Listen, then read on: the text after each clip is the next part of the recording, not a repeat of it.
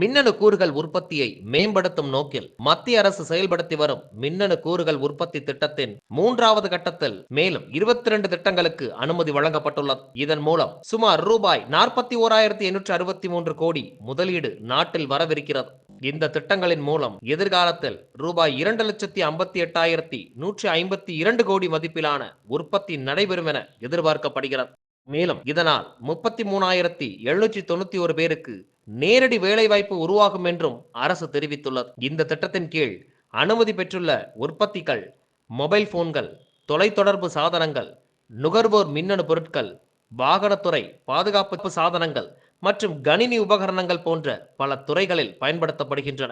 இதில் PCB, capacitor, connector, mobile உரைகள், lithium ion செல்கள் போன்ற முக்கிய கூறுகளும் அடங்கும்.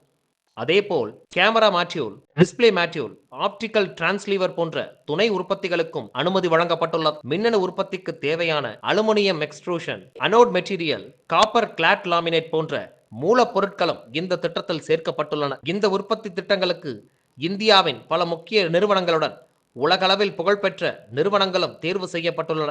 குறிப்பாக பிசிபி உற்பத்திக்கு 9 நிறுவனங்கள் அனுமதி பெற்றுள்ளன. கெபாசிட்டர் உற்பத்திக்கு டிடிகே போன்ற உலகத்தரமான நிறுவனங்கள் சேர்க்கப்பட்டுள்ளன. மொபைல் மற்றும் ஐடி சாதனங்களுக்கு தேவையான உரைகள் தயாரிக்க டாடா எலக்ட்ரானிக்ஸ், மாதர்சன் போன்ற நிறுவனங்களுக்கு அனுமதி வழங்கப்பட்டுள்ளது. லித்தியம் அயன் பேட்டரி செல்கள் உற்பத்திக்கும் முக்கிய நிறுவனங்கள் தேர்வு செய்யப்பட்டுள்ளன. இந்த புதிய உற்பத்தி அலகுகள் ஆந்திர பிரதேசம், ஹரியானா, கர்நாடகா, மத்திய பிரதேசம், மகாராஷ்டிரா, தமிழ்நாடு, உத்தரப்பிரதேசம் மற்றும் ராஜஸ்தான் ஆகிய 8 மாநிலங்களில் அமைக்கப்பட உள்ளன. இதன் மூலம் நாட்டின் பல பகுதிகளில் சமமான தொழில்துறை வளர்ச்சி ஏற்படும் என அரசு தெரிவித்துள்ளது. இதுவரை இசிஎம்எஸ் திட்டத்தின் கீழ் மொத்தம் 46 திட்டங்கள் அனுமதி பெற்றுள்ளன. அவற்றின் மூலம் ரூபாய் 54,567 கோடி முதலீடும் சுமார் 51,000 பேருக்கு வேலை வாய்ப்பும் உருவாகும். இந்த நிகழ்வில் பேசிய மத்திய மின்னணு மற்றும் தகவல் தொழில்நுட்பத்துறை அமைச்சர் அஸ்வினி வைஷ்ணவ், இந்த திட்டம் இந்தியாவின் மின்னணு உற்பத்தி துறையை பலப்படுத்தி உள்ளதாகவும், வெளிநாடுகளில் இருந்து இறக்குமதி செய்ய வேண்டிய நிலை குறைந்து நாட்டிலேயே உற்பத்தி செய்யும் திறன் அதிகரித்துள்ளதாகவும் கூறினார்.